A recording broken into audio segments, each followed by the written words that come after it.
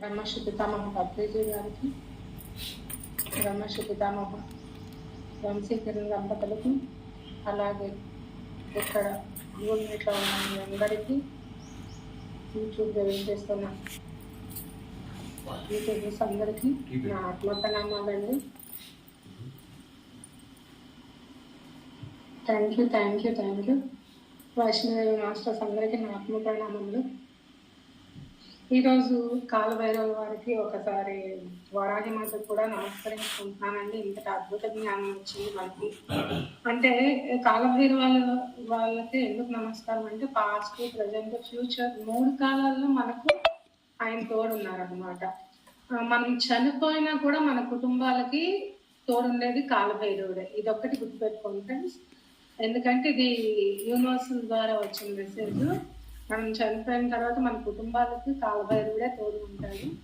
మన భవిష్యత్తును ఎలా దర్శించుకోవాలి, అది ఎలా తెలుస్తుంది, మనం ఎవరి మీద ఆధారపడకుండా, అంటే ఎవరి భవిష్యత్తును, నా భవిష్యత్తు నేనే చూసుకునే విధంగా, గతం తాలూకా నీడలు నేనే చూసుకునే విధంగా చూసుకుని కర్మల్ని ఎలా అర్థం చేసుకోవాలన్నది ఈరోజు టాపిక్ అండి. అంటే ప్రతి ఒక్కరికి ఇక్కడ మనం ఉన్న అందరికి ప్రతి ఒక్కరికి జరగబోయేది తెలుసుకుంటే బాగుంది. ఏదో ఒక క్షణం అనిపించవచ్చు పక్క వాళ్ళ జీవితంలో ఏం జరుగుతుంది, లోకంలో ఏం జరుగుతుంది తెలుసుకోవాలన్న ఆతృత, ఉత్సాహం కూడా ఉంటాయి. అలాంటివి అన్నిటికంటే ముఖ్యమైనది ఏంటంటే ఆ ఆతృత కన్నా మనం ప్రజెంట్ పడుతున్న బాధ సొల్యూషన్ తెలుసుకోవడం ముఖ్యం. ఎక్కువగా షిరిడి సాయి సచ్చరిత్రలు అంటారండి, ఈ దుఃఖం ఎందుకు అవతరించింది, ఈ బాధలు ఎందుకు వచ్చాయి, అనేక జన్మలు కింద చేసిన పనులు ఏంటి అన్న విచారణ ఆరంభించాలి. అదే ఆత్మ విచారణ అంటే పరిశోధన, సెల్ఫ్ రియలైజేషన్ అవ్వాలి. మనం ఇంతకుముందు 6 సెన్స్ ద్వారా 1 to 1, 1 to 2 అంటే ఆర్గాన్స్ ద్వారా ఎలా యూఎస్కి కనెక్ట్ చేసుకోవాలో మనం తెలుసుకున్నాం. అలాగే ఇప్పుడు 6th సెన్స్ తర్వాత చాప్టర్ స్పిరిచువల్ రాడార్ అనమాట. అంటే 6th సెన్స్ ముందు యాక్టివేట్ అయితేనే స్పిరిచువల్ రాడార్ యాక్టివేట్ అవుతుంది. అంటే ఇది సమస్య తెలుస్తుంది మనకి, దీనివల్ల సమస్య ఏమన్నది తెలుస్తుంది అనమాట. దీన్ని ఏంటంటారు, టెక్నికల్ సెన్సింగ్ పవర్ అంటారు అన్నమాట. సమస్యను తెలియడాన్ని టెక్నికల్ సెన్సింగ్ పవర్ అంటారు. మనం దీని ద్వారా దుష్కర్మను డిజాల్వ్ చేసుకోవచ్చు. మన యొక్క దుష్కర్మని డిజాల్వ్ చేసుకోవచ్చు. భగవద్గీతలో చెప్తారనమాట, అర్జునుడు ఇలా అడుగుతాడు కృష్ణుడికి, కర్మను తప్పించుకోలేము అన్నప్పుడు ఇలా అంటారన్నమాట. కృష్ణుడు ఇలా అంటారు, కర్మ అన్నది వింటి నుండి వదిలిన బాణం వంటిది, కానీ తప్పించుకోవచ్చు. పక్కకు జరిగితే తప్పించుకోవచ్చు కదా. అంటే అట్లా పక్కకు జరిగి తప్పించుకునేదే జ్ఞానాగ్ని పెద్ద కర్మాణం. అంటే ఎవరైనా ఊరికనే బాణం వేస్తారా చెప్పండి ఫ్రెండ్స్? ఎవరు ఊరికిన బాణం వేయరు కదా. ఎవరు ఏ బాధ లేకుండా ఉండదు.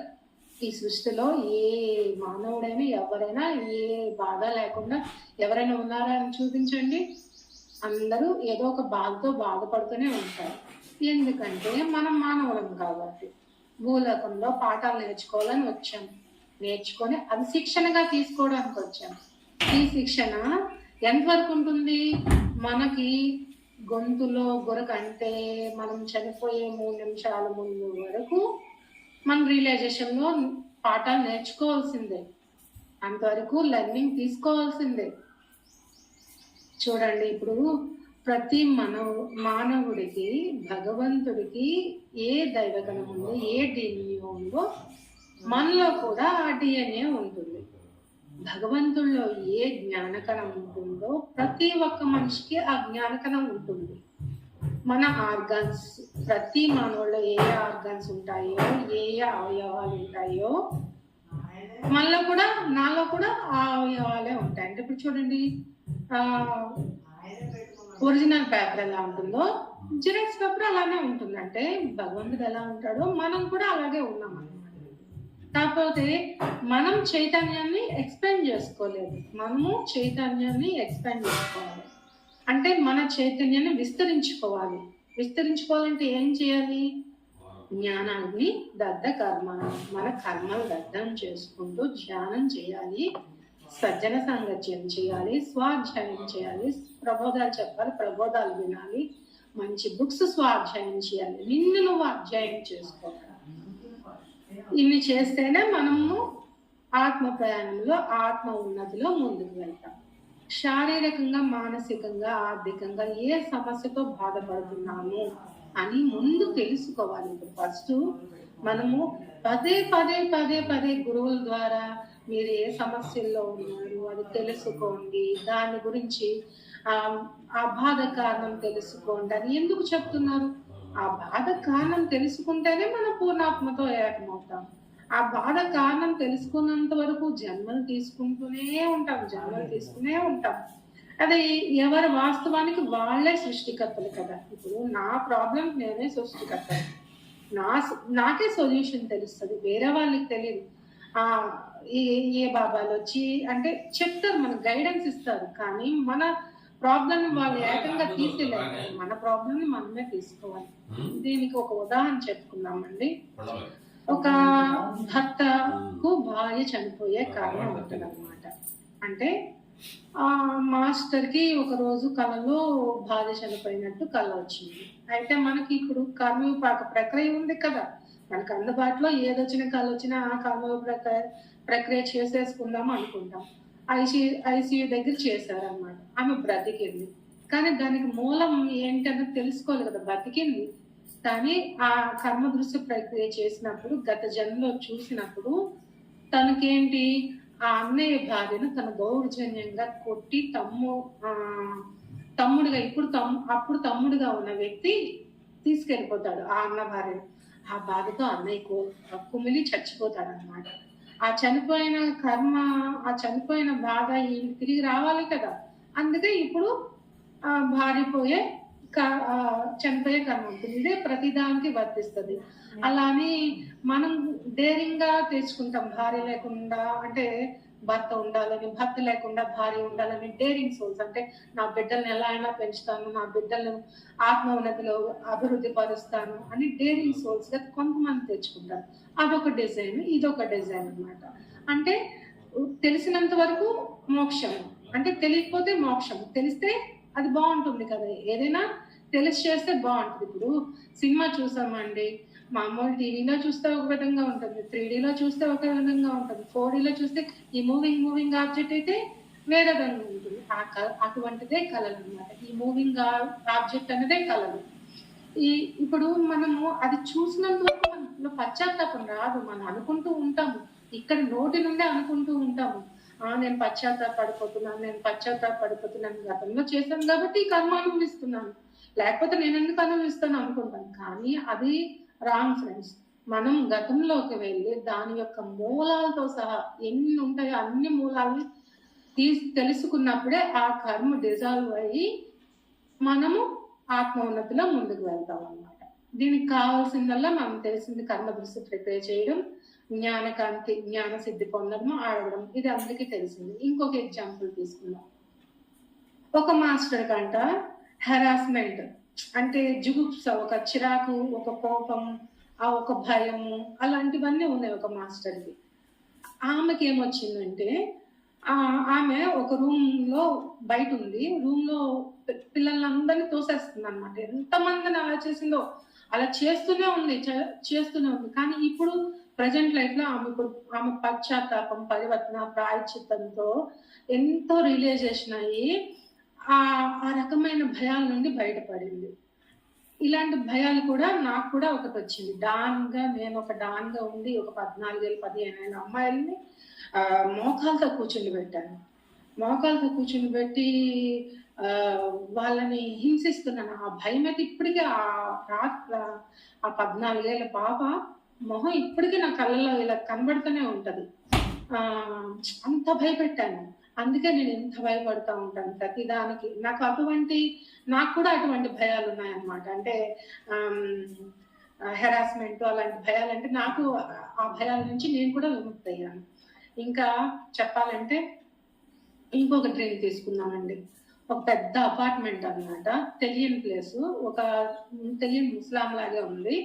ఆ ఆమె అపార్ట్మెంట్ వాళ్ళని ఇబ్బంది పెడుతుంది అనమాట. అందులో ఒక వైఫ్ అండ్ హస్బెండ్ వాళ్ళు చాలా ఆందోళనతో కనపడ్డారు. చాలా రోజులుగా అన్నం తినలేదు, స్నానం చేయలేదు, పిచ్చిగా తల తూకోకుండా చాలా భయంతో, అసహనంతో ఎంతో కనబడుతూ ఉన్నారు. అలా కనబడినప్పుడు ఆ మాస్టరు అపార్ట్మెంట్ వాళ్ళ వైఫ్ హస్బెండ్ సారీ చెప్తున్నారనమాట. చెప్పుకున్నారు. అంటే ఇక్కడ కనబడినప్పుడు సారీ చెప్తున్నారు. ఎందుకంటే వాళ్ళు ఇన్నేళ్ళలో ఆ మాస్టర్ ఎప్పుడు రెంట్ హౌస్ లోనే ఉందన్నమాట. అంటే ఓన్ హౌస్ ఉన్నా ఓన్ హౌస్ లోకి వెళ్ళలేదన్నమాట. సారీ చెప్పుకోవడం, సారీ చెప్పుకుంది. ఓహో, దీనివల్ల ఇది వచ్చింది అనుకుంది. కానీ ఇంకా ఆమెకి ఇది పోవట్లేదు అనమాట. ఆ రోజు ఏదో మాటల సందర్భన వాళ్ళ అబ్బాయికి అడిగిందనమాట, బాబు మనం ఇలాగ రెంట్ హౌస్ లో ఉన్నాము, ఎక్కడికైనా మారిపోదాం అంటే, అమ్మాయి ఇల్లు ఎంత బాగుందమ్మా, పిల్లలకి అనిపించింది. అంటే పిల్లల ద్వారా జ్ఞానం పొందింది ఆమె. అంటే తనకి తెలియదు, కానీ పిల్లల ద్వారా జ్ఞానం పొందింది. ఆ జ్ఞానం పొంది ఒక రెంట్ హౌస్ అయితే ఉంది, ఈ హౌస్ అయితే ఉంది. పిల్లలే అడ్జస్ట్ అయినప్పుడు తల్లి అడ్జస్ట్ అవడానికి, తండ్రి అడ్జస్ట్ అవడానికి ఏముంటుంది చెప్పండి. అట్లా ఆ కర్మ నుంచి ఆమె రిలీజ్ అయింది. అలాగే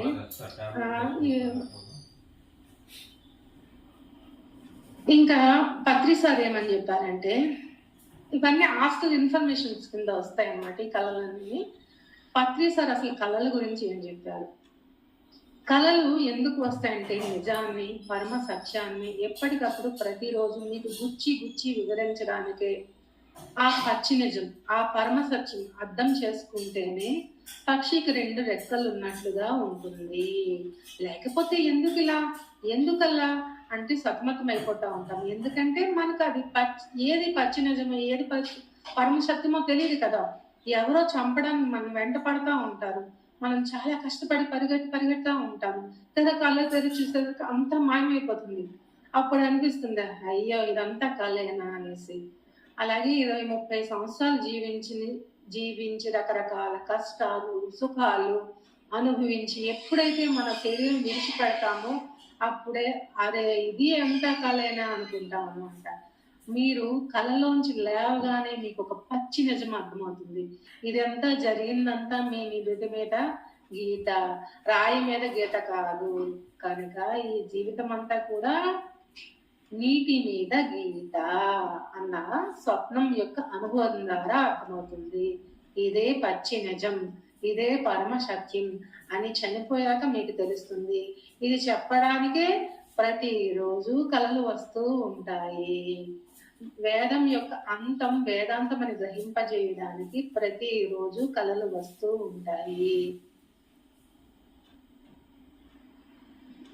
భవబంధాలన్నీ నీటి మీద గీతలు అని తెలుసుకుని బ్రతకాలి.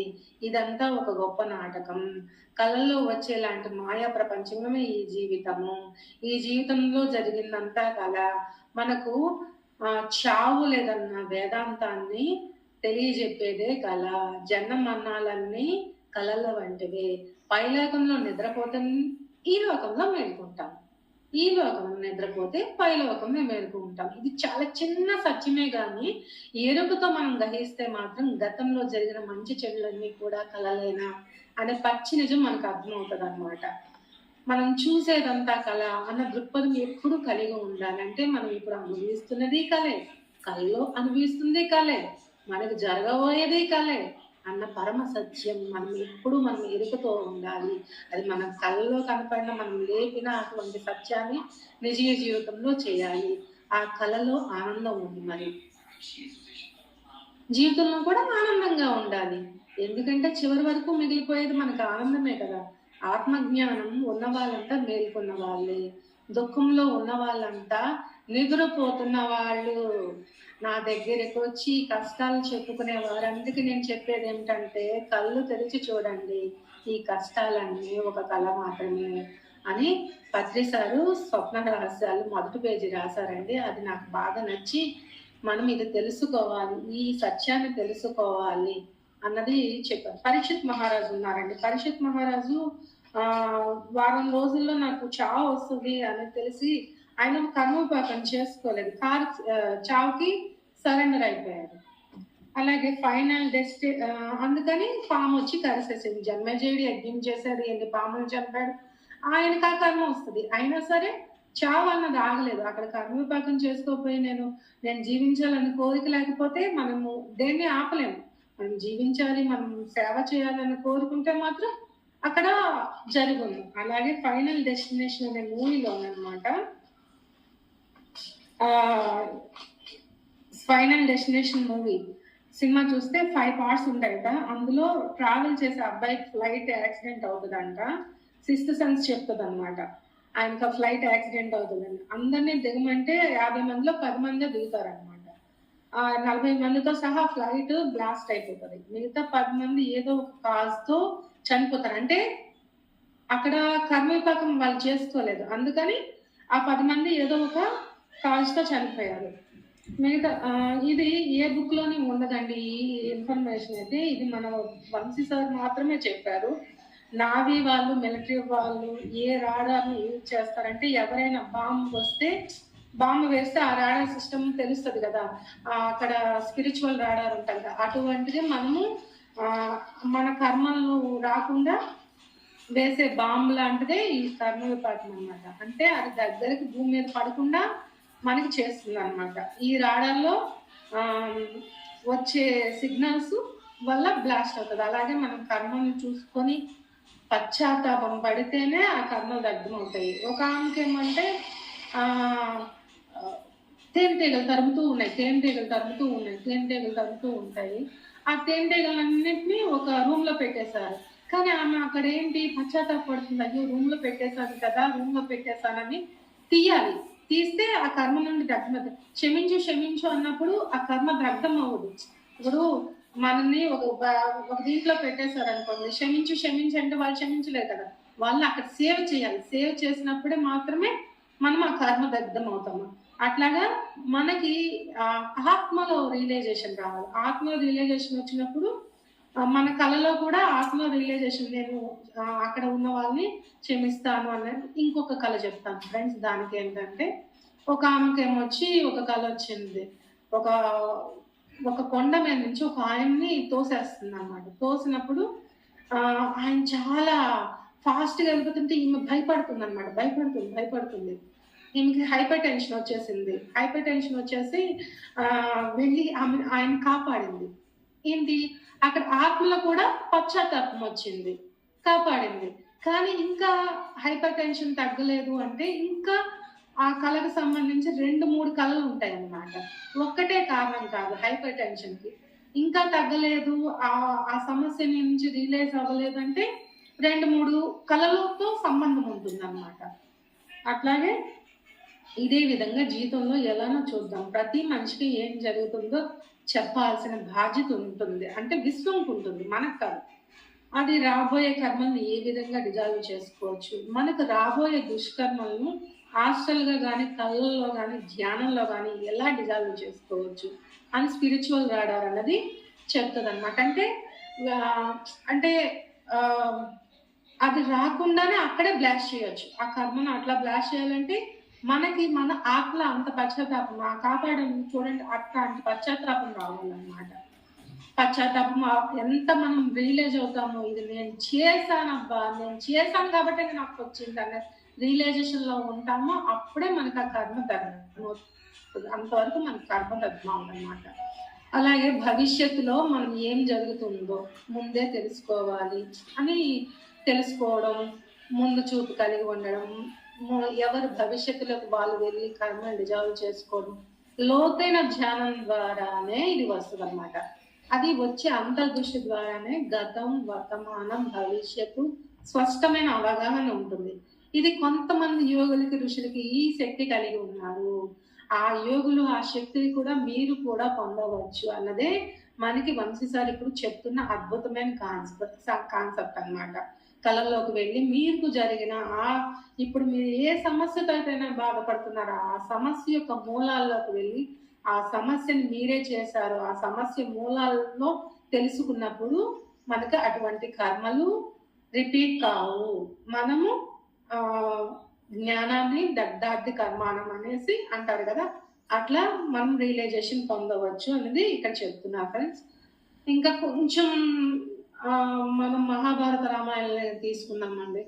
అంటే ఈ మహాభారత రామాయణం ఎలా తీసుకున్నారంటే ముందే రచించారనమాట. విశ్వం తాలూకు గతంలోకి వెళ్ళి రాశారు రామాయణం.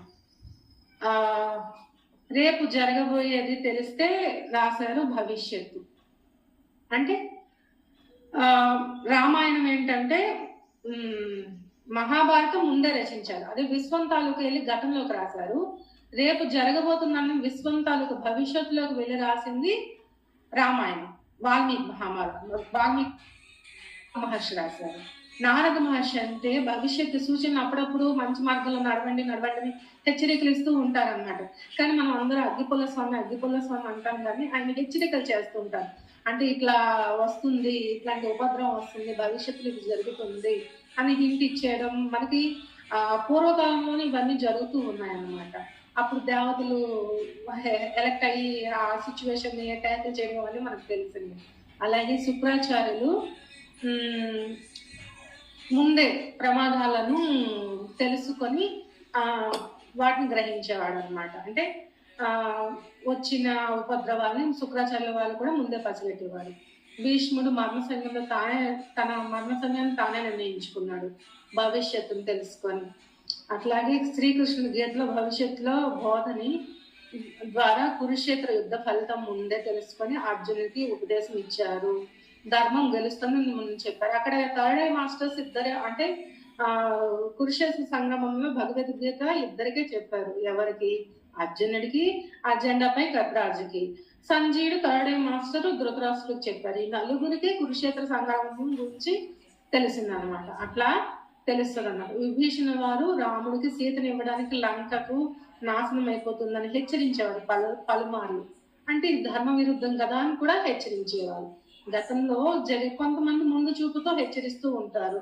గతంలో జరిగిన విషయాలను గమనించడం, ఏ పని చేస్తే అదే ఫలితం వస్తుందని అర్థం చేసుకోవడం, ఆ పనులకు దూరంగా ఉండడం, మనస వాచా కర్మేణ త్రికరణ శుద్ధిగా ఆ పనులకి దూరంగా ఉండాలి. భృగు మహర్షి జ్యోతిష్య కాలజ్ఞాన అంశాలను తీసుకుని భృగు సంహిత రాశారు. ఆ భవిష్యత్తులో పుట్టిన వ్యక్తుల జీవితాలను కూడా గ్రహించారు దైవిక అంతర్దృష్టి ద్వారా. అంటే మీరు మన వంశీసారికి యూనివర్సిటీ నుంచి ఈ సబ్జెక్ట్ వచ్చింది, కానీ ఇంతకు ముందు మన పురాణ కాలంలో ఇవన్నీ జరిగినవని మీకు ఒక్కసారి ఇవన్నీ చెప్పడానికి చెప్తున్నాను. భవిష్యత్తులో పుట్టిన వ్యక్తులు జీవితాలను కూడా గ్రహించారు దైవిక అంతరిక దృష్టితో. మన కర్మలను చేయడమే ముఖ్యమని చెప్పారనమాట భృగు సంహితలో. ఇంకా ప్రపంచంలో భవిష్యత్తు చూసిన వ్యక్తుల్లో నోస్ట్రాడామస్ యుద్ధాలు, విపత్తులు, కొన్ని ముఖ్య సంఘటనలు చెప్పారు. బాబా వంగ, బల్గేరియా దేశకు చెందిన వంగ మహిళ భవిష్యత్తు గురించి చెబుతూ 1989లో 2 విమానాలు వల్ల నష్టం జరుగుతుంది అన్న విషయం కూడా చెప్పింది. కానీ ఆర్థికంగా నష్టం కాలేదు, మనోధైర్యంకి అయితే నష్టం వచ్చింది. అంటే అహంకారానికి నష్టం వచ్చింది. అమెరికాలో నా అంతటి వాళ్ళు వెళ్ళలేరు, నా అంతటా టెక్నాలజీ లేదు అనుకుంటారు కదా, ఆ టెక్నాలజీ, ఆ మనోధైర్యానికి నష్టం వచ్చింది ఆ టైంలో 1989లో. అలాగే గాంధారి తన కుమారులు మరణం తర్వాత శాపం ద్వారా కృష్ణుడిని వంశం నాశనం అవుతుందని యూనివర్సల్ ద్వారా మెసేజ్ వచ్చింది. అంటే భూమి మీద ఉన్న ప్రతి మానవుడికి సమాచార హక్కు ఉంటుంది, కాలజ్ఞానం హక్కు ఉంటుంది, జరిగిపోయినవి జరగబోయేవి అన్ని రికార్డ్స్ లో ఉంటాయని మనం తెలుసుకోవాలి. ఆ రికార్డ్స్ ద్వారానే మనం ఇప్పుడు ఈ జన్మను తీసుకున్నాము, వాటిని తెలుసుకునే హక్కు మనకు ఉంటుంది. గతం, భవిష్యత్తు డ్రీమ్స్ ద్వారా తెలుసుకోవచ్చు. వాల్మీకి 13 సంవత్సరాలు స్నానం చేసిన తర్వాతే విశ్వం యొక్క సత్యాన్నమైన రామాయణం తెలుసుకున్నాడు. మనం ఫ్యూచర్ చూసుకోవాలంటే, అంటే ఇక్కడ ఫ్యూచర్ కన్నా ముందు అసలు ఏ బాడీలో ఏమున్నది అని తెలుసుకుందాం. ఫస్ట్ ఫిజికల్ బాడీ ఏముంది, హాస్టల్ బాడీలో అదే ఏముంది అన్నది తెలుసుకుందాం ఫ్రెండ్స్.